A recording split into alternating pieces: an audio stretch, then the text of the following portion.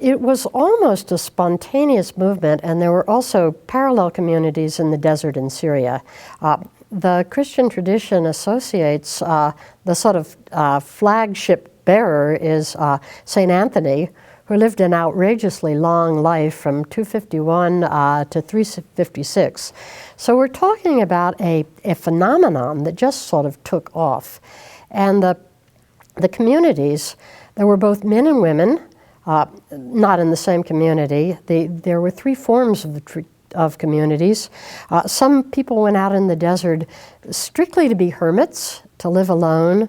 Some lived in big industrial monasteries. The one there near what the remains of Alexandria was, in one point, they said they had 30,000 people in that monastery. And then there were small intermediate groups that would get together in something called skeets of a dozen or more loosely confederated hermits. But the idea was to live a life of more intense practice that led to the transformation of consciousness in such a way that the practitioner could walk in a continuing intimacy with the risen Christ. The kind of understanding, and none of this language was ever used, but the understanding certainly is that if one's consciousness and if one's being can be held at a particular state of alignment and attunement, a word that was called vigilance in this tradition, that one stepped across the threshold that divided, as it were, the world of time and materiality from the world of eternal, infinite infinity. And the invitation to sit with Christ at the celestial banquet went right on. So there was this wonderful experimental attempt to say, what helps? How can I go all the way? How can I essentially burn through the illusions and delusions of life in the world, which meant life along the horizontal axis, as if there was no spirit, it's all just secularity. How can I burn through all that? How can I liberate to walk in continuous intimacy with this promise of Christ? Anthony went into the desert in response to the invitation that he heard in the gospel being read that day. Jesus says through the gospel, if you would be perfect, sell all you have, give it to the poor, and come and follow me. So this invitation to perfection, understood as wholeness, to become single as Jesus was single. And the word used in the earliest traditions for single was ihidaya, the single one, which really means in context, the enlightened one. So that's the communities. It was really a movement that began to really sort of mushroom in the 4th century, reached its peak in the 5th century, and then began to lose steam fairly quickly as the main channel of that kind of transformative experience jumped the bank of the Mediterranean and began to express itself in monasteries.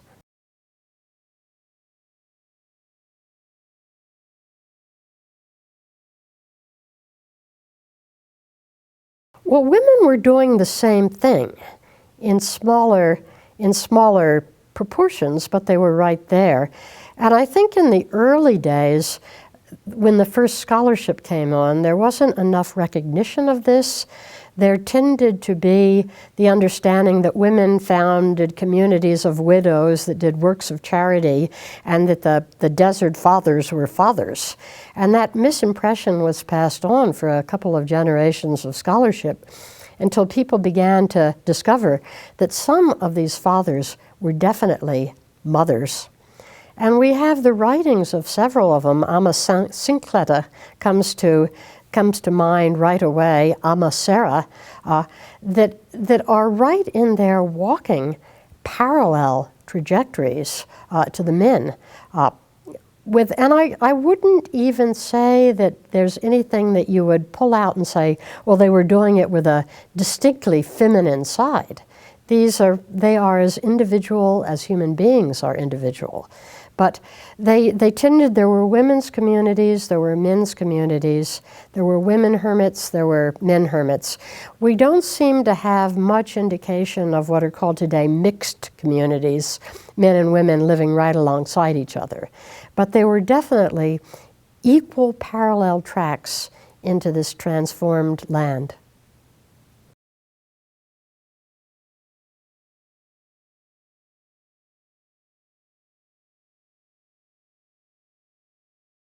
Well, the great cross-pollinator, the great honeybee of the Western tradition, is a fellow by the name of John Cassian, who lived basically in the 5th century, and who began working. He began his life in the great monasteries of St. Basil and St. Gregory in Cappadocia, found his way to the West, studied, and began to go around to these various communities of desert hermits and collect their sayings and their teaching. So Cassian's institutes and his conferences were, in a sense, the first oral history of the desert. And these came then as the written testimony of these wonderful traditions that had actually grown up as oral protocols and oral traditions in the desert. So he brought them west, and when these monasteries began to form on basically the shores of southern France, the islands just off southern France, and around the western Italian coast, he provided the living bridge between the old oral tradition and the new that was going to take place using written formats much more. The rule of Saint Benedict is basically dated from the early 6th century, about 525 or so.